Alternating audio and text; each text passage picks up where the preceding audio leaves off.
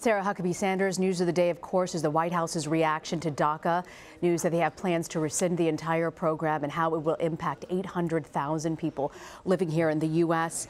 Sanders said that the president wrestled with his decision, also said that it's up to Congress to try and get things done. I also want to note we are also watching Hurricane Irma, and we are getting some word from Miami-Dade, the mayor of Miami-Dade, saying that he considers tourists down there should consider cutting their vacation short, and saying that evacuation orders could be coming tomorrow, potentially for people who live in zones A and B. Again, we're monitoring that hurricane situation as it is developing down there in the Atlantic. But back to DACA again, we want to turn to our Major Garrett, who is in the White House right now. Major, the bottom line here, is it game over for Dreamers? Is there any legislative hope for these folks who gave their information and thought they had a pathway to maybe becoming a citizen one day? That's going to be up to the Congress, controlled by Republicans in the House and Senate, and this president.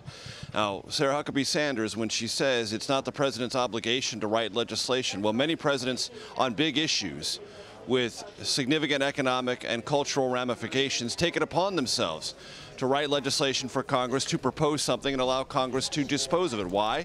Because as the national leader elected by the entire country, presidents find it useful and instructive to the legislative process to say, I'm setting this in motion. Clearly, this president has chosen not to do that, handing this issue to Congress and saying you have 6 months, and if you can't get it done, let someone else do it, imagining that this would be resolved in the 2018 election. That in itself is somewhat hard to swallow.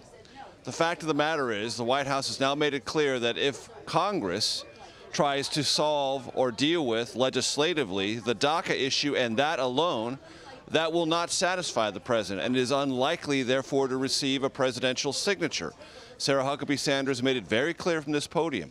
Other aspects of immigration reform must be included, implying funding for a border wall and other internal border security measures, and possibly dealing with legal immigration through something the president endorsed a couple of months ago called the RAISE Act, which would put a merit-based system of metrics essentially into who could legally immigrate into the United States. The RAISE Act, I bring your attention to that because in his written statement about ending DACA, the president said that was one of his highest immigration reform priorities. So there is no consensus in Congress whatsoever about that kind of change to the legal immigration status in this country. A couple of Republican senators are for it. Adding that to this DACA mix, as well as funding for a border wall, makes the likelihood of congressional action sufficient to satisfy this president in 6 months a very long odds against proposition. You mentioned an odds against proposition. I want to read you something that's likely in your inbox. A statement from Mitch McConnell, Senate Majority Leader, saying that President Obama wrongly believed that he had the authority to rewrite immigration law. And this is what he says, Major. This Congress will continue working on securing our border and ensuring a lawful system of immigration that works. It doesn't seem like DACA is a top priority for the Senate Majority Leader from the statement.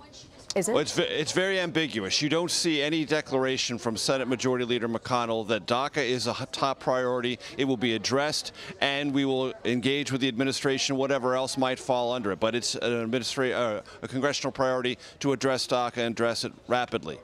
That creates this great aspect of uncertainty. And really, Rena, I think it's very important for our viewers to understand this idea of a 6-month grace period is really a misnomer. DACA ends today as far as applying for a permit. If you haven't applied today, you can't apply. So for those who might qualify, it's over. And if you are subject to your permit expiring between now and March 5th of next year, you have 1 month to reapply. So this idea that there's this sort of 6-month grace period, for people who might hear that, I think is misleading. There is no grace period if you haven't applied and don't have a permit. And if you do and you need to reapply for a certain time period, you have 1 month to do that work. And you better have as many of the websites that counsel either DACA beneficiaries now or those who thought they might eventually qualify or do qualify, you better have legal representation to go through this process.